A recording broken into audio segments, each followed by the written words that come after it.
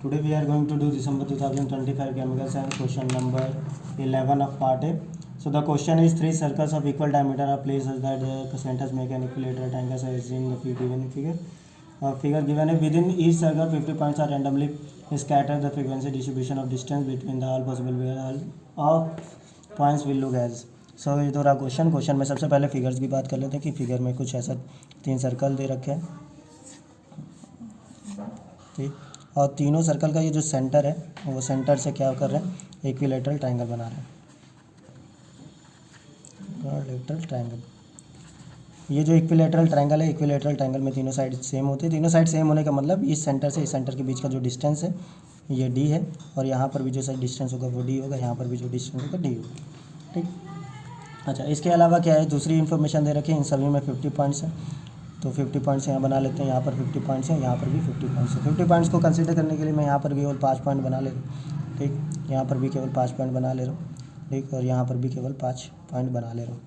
5 point बनाए, अब हर एक पॉइंट 5 पॉइंट बना लिया। चलो, फिर उसके बाद कह रहा है कि किसी भी दो पॉइंट को ले लो। चलो, ये पॉइंट ले लिया, ये पॉइंट ले लिया, इन दोनों के बीच अब वो बोला जैसे ही डिस्टेंस बढ़ाओगे, यानी कि इधर की तरफ डिस्टेंस गए, एक पॉइंट मिला, और आगे गए एक पॉइंट, और इतनी दूरी पर दूसरा पॉइंट मिला, फिर और आगे गए, यहाँ कोई पॉइंट नहीं लिया, फिर और आगे गए और कोई पॉइंट नहीं, फिर और आगे गए, यहाँ पे एक पॉइंट मिला, फिर और आगे गए, यहाँ पे 2 पॉइंट मिले, फिर और आगे गए, यहाँ पे 2 पॉइंट मिले। ऐसा करते करते यानी कि हम जैसे जैसे इस पॉइंट को, ये हमारा कौन है, मेन आदमी है, मेन पॉइंट, ये हमने ले लिया, कोई भी, वो तुम्हारे मुँह पर है, तुम चाहे जहाँ से लो, ठीक। तो मैंने ये मेन पॉइंट चूज़ कर लिया। मेन पॉइंट से डिस्टेंस जैसे ही इंक्रीज़ करता हूँ मैं, ठीक, तो इंक्रीज़ करते ही कितने मेरे को पॉइंट मिले। अब जितने पॉइंट मिले, यही पॉइंट क्या है, फ्रीक्वेंसी है, ठीक। फ्रीक्वेंसी मेरा क्या है, फ्रीक्वेंसी मेरा पॉइंट कैप्चर्ड, ठीक। तो मैंने पॉइंट कितने कैप्चर करे, डिस्टेंस के साथ, तो इसीलिए मेरे को जो ग्राफ बनाना है वो भी कितना बनाना है, डिस्टेंस के साथ, डिस्टेंस और फ्रीक्वेंसी का ग्राफ बनाना है, ठीक। फ्रीक्वेंसी और डिस्टेंस ग्राफ बनाना है, यानी डिस्टेंस जैसे जैसे बढ़ रहा है तो फ्रीक्वेंसी, यानी मैंने कितने पॉइंट्स अचीव करें। तो ज़रा इस बारे में सोचो, ये जो पॉइंट है इस सर्कल में कहीं पर भी ले सकते हो, लेकिन मुझे जो अच्छा लग रहा है, ठीक, किसी भी पॉइंट में लेकर के देखोगे तो ग्राफ बनेंगे, लेकिन मैं क्या करता हूँ, मैं इसके पेरीफेरी पर लेकर के पॉइंट बनाऊँगा। पेरीफेरी पर मैंने एक पॉइंट लिया, 50 पॉइंट है, 50 पॉइंट में से कोई भी बहुत सारे पॉइंट होंगे जो पेरीफेरी पर होंगे, यानी बाउंड्री पर होंगे, तो बाउंड्री पर मैंने एक पॉइंट लिया। अब इस पॉइंट से जैसे मैं इस सर्कल की तरफ जाता हूँ, इसके लिए मैं देखो ये सर्कल बनाया, ये पॉइंट बनाया, अब देखो इसमें 50 पॉइंट ऐसा करके कुछ पड़ा हुआ है, ठीक। अब ये 50 है या नहीं है, काउंट करने की ज़रूरत फ़िलहाल नहीं, तो मैंने फ़िलहाल, लेकिन ये पॉइंट मैंने लिया, ये वाला पॉइंट, ठीक। ये हमारा कौन था, मेन पॉइंट था, तो मेन पॉइंट हमने लिया। अब इससे जैसे ऊपर की तरफ जाता हूँ तो यहाँ देखो एरिया बढ़ा, तो होगा क्या है, जो मेरा ग्राफ है, ठीक, फ्रीक्वेंसी और डिस्टेंस का जो ग्राफ है, एरिया बढ़ेगा तो ज़्यादा पॉइंट मुझे मिलेंगे, है, ज़्यादा पॉइंट मिलेंगे। ऐसा कह सकते हो कि मार्बल्स यहाँ पर पड़े हुए हैं, तो एरिया बढ़ गया, ज़्यादा मार्बल्स मिले। तो जैसे जैसे डिस्टेंस बढ़ेगा एरिया बढ़ेगा, तो उसकी वजह से क्या होगा, उसकी वजह से मुझे पॉइंट्स भी ज़्यादा मिलेंगे। फिर ऊपर की तरफ जाऊँगा, सेंटर की तरफ, तो यहाँ एरिया और भी ज़्यादा बढ़ गया, तो मुझे बहुत ज़्यादा पॉइंट मिलेंगे। फिर और ऊपर जाऊँगा तो क्या एरिया बढ़ रहा है क्या, तो आंसर है नहीं, एरिया कम हो रहा है, तो मुझे पॉइंट और कम मिलेंगे। ऊपर और बाउंड्री पर पहुँचूँगा तो क्या पॉइंट मिलेगा क्या, नहीं, आंसर है पॉइंट और भी कम हो जाएगा। तो ये हुआ, यानी कि अगर मैं कॉर्नर पे पॉइंट लिया है और जैसे सेंटर की तरफ बढ़ूंगा तो पॉइंट्स मुझे ज़्यादा मिलेंगे, और सेंटर से फिर आगे की तरफ जैसे बढ़ूंगा तो मुझे पॉइंट्स क्या कम मिलना स्टार्ट हो जाएंगे।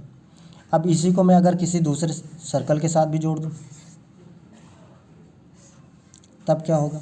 अब मैं इस कॉर्नर पे बैठा हूँ, इस कॉर्नर से मैं इधर की तरफ गया, यहाँ पेरीफेरी पर, और इस कॉर्नर से मैं इधर की तरफ गया, ठीक। ये आर्क मैंने बना दी, आर्क बनाने का मतलब डिस्टेंस सेम, तो जैसे मैं डिस्टेंस आगे बढ़ा तो मुझे थोड़े पॉइंट्स यहाँ के मिले, ठीक। और जैसे मैं आगे गया तो इस बात ज़रा देखो, इस सेंटर, जब मैं यहाँ पे पहुँचा, इसके सेंटर पे पहुँचा, उसी टाइम पे मैं इसके भी कुछ पॉइंट कवर करूँगा, ठीक। ये बात समझना कि हाँ इस पॉइंट पर मैं हूँ, ठीक। अब अगर मैं इसके सेंटर पे हूँ तो ज़रूरी नहीं कि मैं इसके सेंटर पे हूँ, क्योंकि यहाँ इस पॉइंट को ज़रा देखो, इस सेंटर के ज़्यादा क्लोज लग रहा है, इस सेंटर के ज़्यादा फार अवे लग रहा है। तो ऐसा हो भी सकता है कि दोनों को एक साथ सेंटर पे पहुँचूँ, ऐसा भी हो सकता है दोनों सेंटर में से किसी एक सेंटर के पास पहले पहुँचूँ, एक सेंटर के बाद में पहुँचूँ। तो मैं कंसिडर करके चल रहा हूँ कि मैं इस सेंटर के नज़दीक हूँ, तो इस सेंटर के पास जब पहुँचूँगा तो इस सेंटर से पहले ही यहाँ पे कहीं मेरा आर्क बनेगा सेम रेडियस का। तो मैंने यहाँ पर यहाँ का एरिया ज़्यादा है, यहाँ के जितने पॉइंट्स होंगे वो कवर करूँगा, यहाँ का एरिया कम है, इनके भी पॉइंट्स कवर करूँगा। ठीक, अब दोनों में डिफरेंस देखो कि यहाँ और यहाँ दोनों के लेकिन कवर कर रहा हूँ सेम डिस्टेंस पर, तो यहाँ वाले और यहाँ वाले दोनों क्या हो जाएंगे, ऐड हो जाएंगे। तो इस बार मुझे जो ये पीक मिलेगी ये थोड़ी सी हाई मिलेगी। ठीक, पिछली बार पीक ये कौन सी मिली थी, ये सेंटर वाली पीक थी, ये सेंटर वाली पीक थी, केवल एक सेंटर था। इस बार क्या है, एक सेंटर वाला तो है ही, साथ ही साथ एक और इसमें दूसरे सर्कल का भी पॉइंट्स आ गए, तो ये मुझे पीक हाई मिली।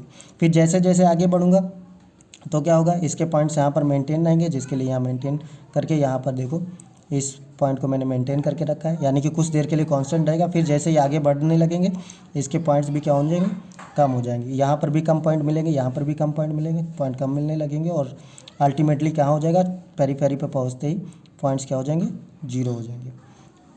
तो ये ग्राफ हमको ऐसा कुछ देखने को मिलेगा और ये ग्राफ है C. So the answer is option number C. Thank you.